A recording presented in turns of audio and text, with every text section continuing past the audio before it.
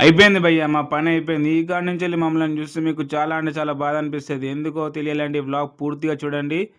Hello అందరికి నమస్తే.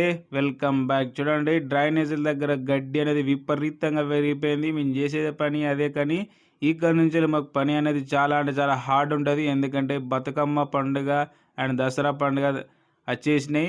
ఇప్పుడు చిన్న బతుకమ్మకు ఈ గల్లీ అనేది క్లీన్ చేసేస్తున్నాం. చూడండి ఎంత గడ్డి ఉందో. ఈ గడ్డి అంతా మొత్తం నీట్‌గా క్లీన్‌గా చేసేస్తున్నాం. చూడండి ఎంత నీట్‌గా ఉందో. చిన్న బతుకమ్మ గురించే క్లీన్ చేస్తలేం భయ్యా. మేమెప్పుడు క్లీన్ చేస్తాం. అండ్ ఇంకోటేందంటే చిన్న బతుకమ్మ రోజు డ్యూటీ పడింది. అది ఆ రోజు సండే అయితుంది. కానీ ఆ సండే రోజు గూడా మేము చేసే కష్టాలేంటో మీకు ఇంకో వీడియో ద్వారా తెలుస్తది. చూడండి కాళ్ళకి చీమలు కుడుతున్నాయి.